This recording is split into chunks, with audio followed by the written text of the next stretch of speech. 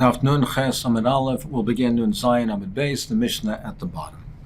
Zok the Mishnah, Ein Maidadim, we don't measure Ella Bechevla Shel Nun Amma. It has to be a rope of 50 Ammas.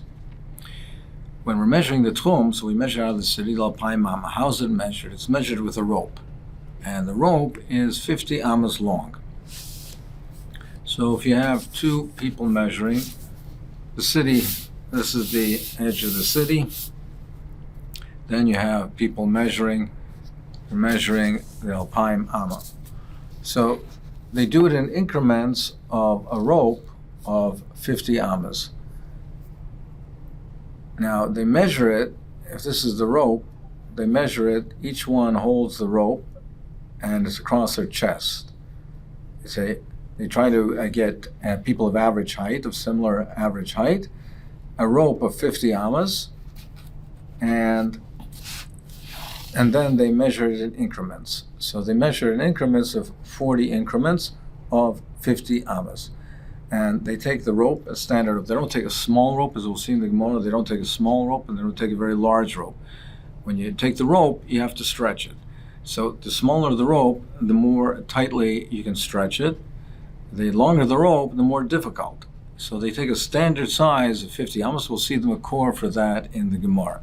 And then they measure it in these increments, and then they continue along, and they measure further, and they keep going, and they measure. So they measured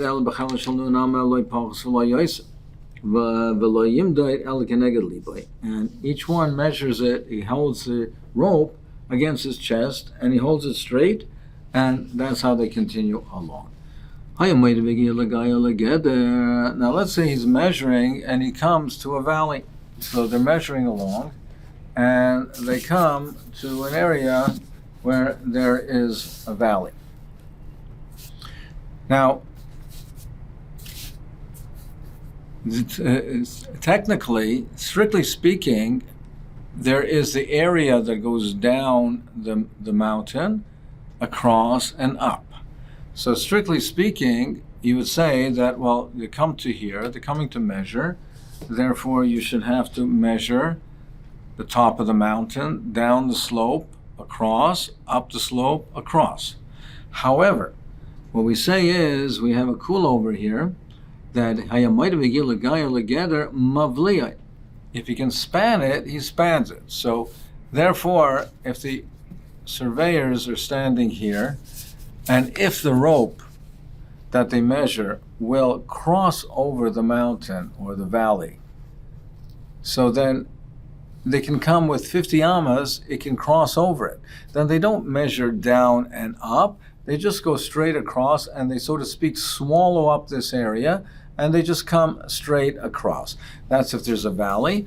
And similarly speaking, if they come to a mound, so then if they can cross over it, if the 50 Ammas rope will cross over the mound or the mountain, then they just cross right over, they swallow it up.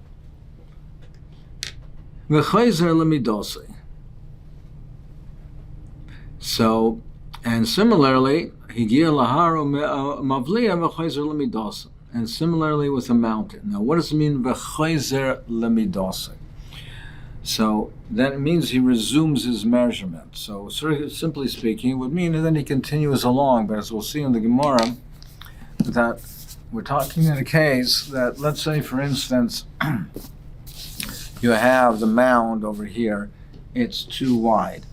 So let's say over here it's too wide, and in this area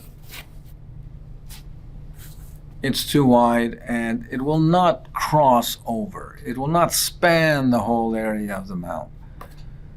But if you come further across, then it narrows. So what they do is, the survey, now even though this is, let's say the town is here, and you would measure straight across, you would not be able to span it. What they do is, the surveyors, they come across to the narrow area where they can span it, they could span it in the narrow area. So they cross over here, and then when they can span it in the narrow area, then they come across, up, and then they come back to the area opposite the town. So if they can't span it in the wider, but it narrows, then what they can do is span it in the narrow area. They come across, they span it up to the point where they go beyond the wide area of the mound, and then they come back and continue to measure in the area opposite the town.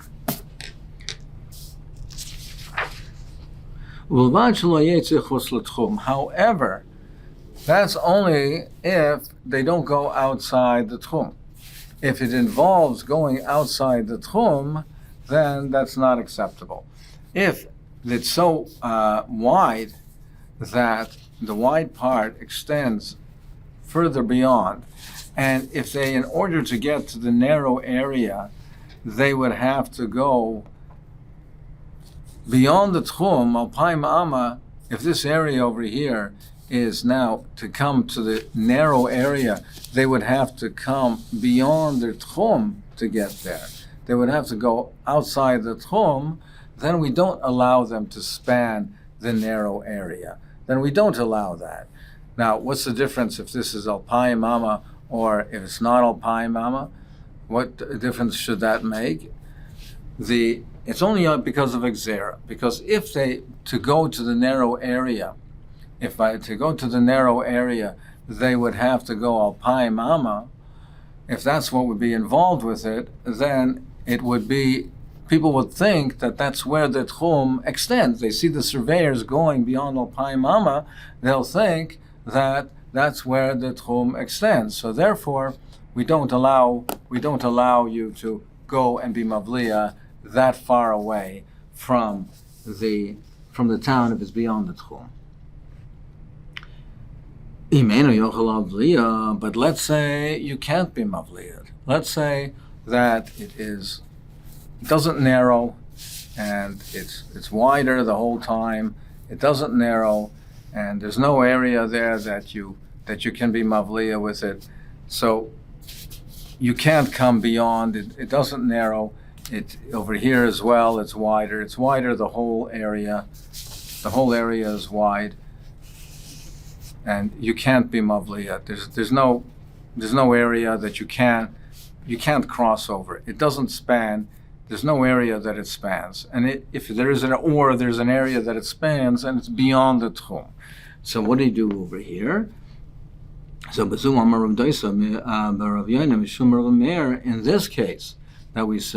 in this case we say that you are allowed to do the following, shamati shemakadim bahar.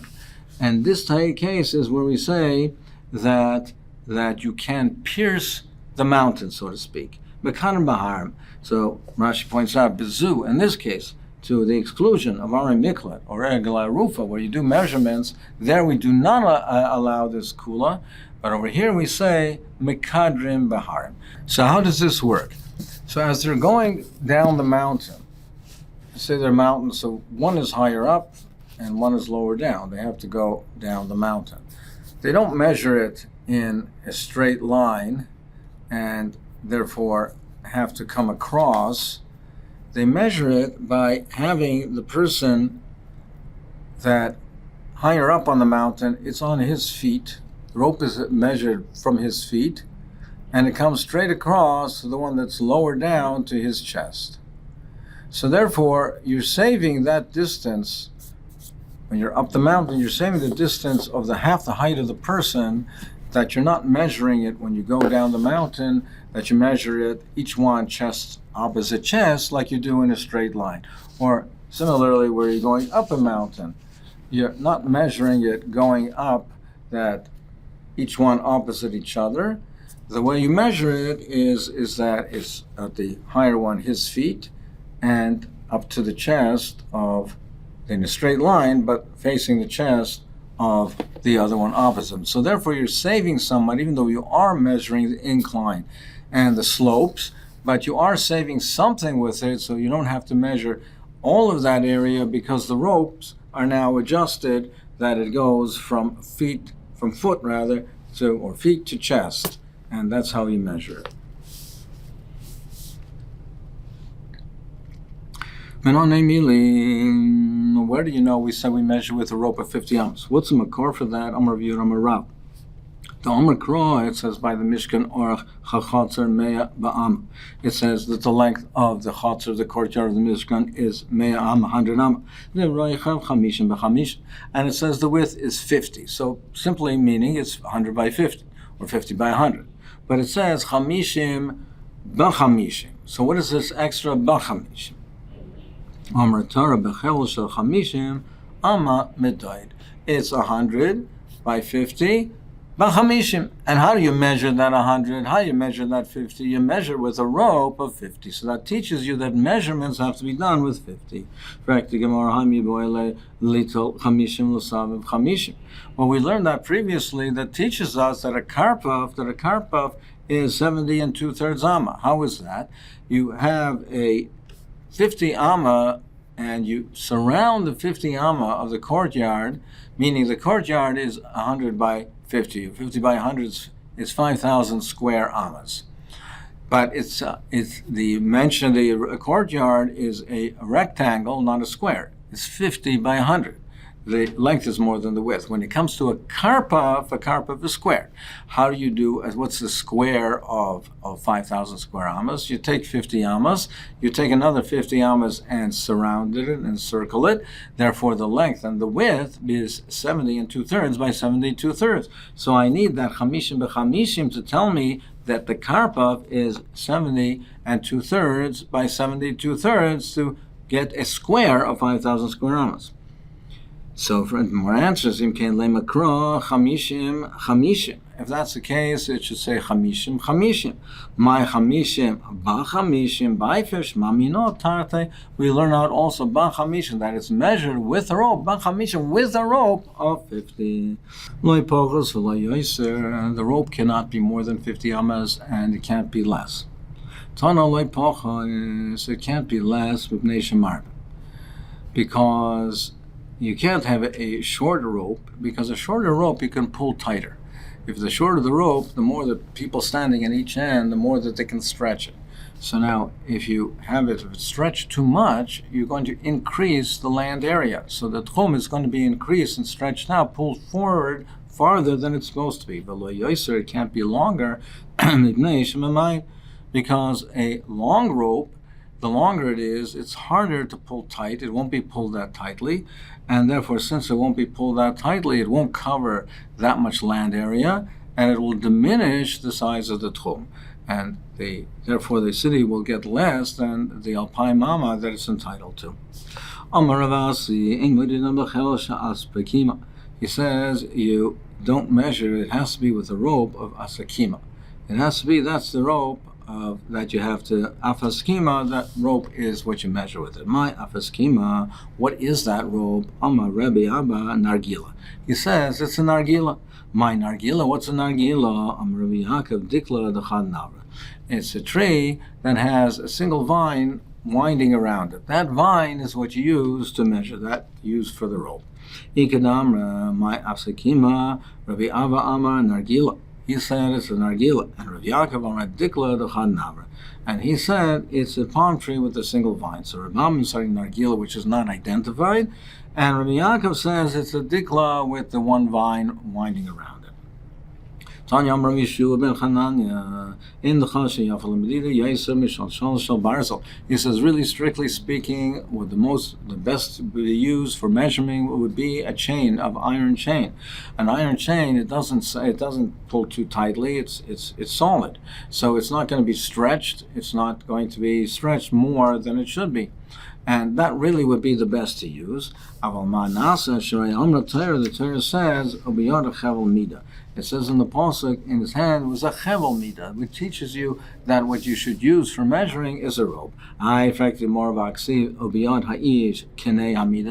Navi also says that in the person's hands was a measuring stick, which seems to indicate that a stick is what should be used. That's when you're measuring gates. When you're measuring gates, which are very short gaps, not long areas, it's a short distance, then you use a wooden stick. The Mishnah speaks of 3 different types of ropes. Shel Magag, one is a reed. Shel Neitzeh, the other one is made out of willow branches that are peeled. V'shel Pishta and linen. What is Magag for? Shel Magag, the reed is Shlapara. It's used for the Paraduma. What do they use that rope for? This now we learned in the Mishnah. Kiva Kapsua Bechevel Amagag, they tied up the Paraduma with this type of rope. And they put it on the maracha where it was burnt. Shel Nitzarim L'sait, the one that was used for the willow branches is for the site. What did they use the rope for the site? Disnan va'achar kach maybe chevel hamitzri, and afterwards they took this chevel hamitzri, they took the rope made out of the willow branches, v'kaishel amal medadeh, and they tied it above her chest. Shel pishtan lemedida, and the pishtan, the linen, is what we're using over here for Medina. That this is what we use to measure the tchum. So he, l'chayra, holds that it's not like we said before that they used dafka rope of sakima.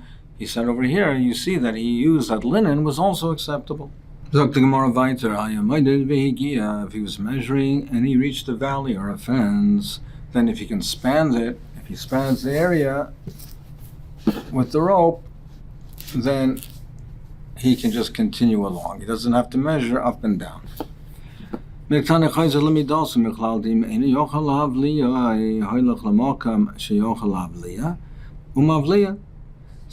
says, then he goes back to, he returns to his measure.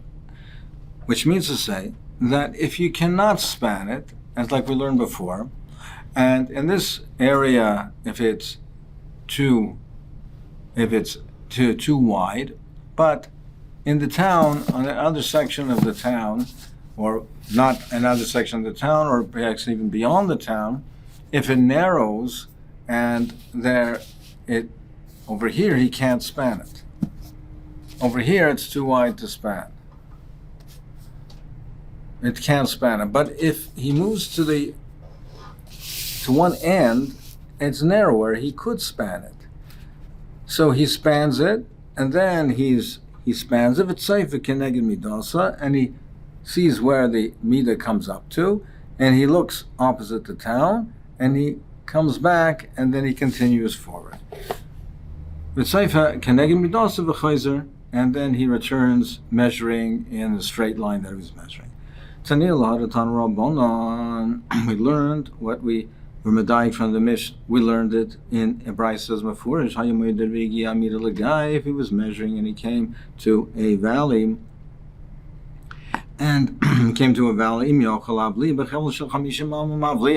if he can span it with the rope of 50 amas, he spans it.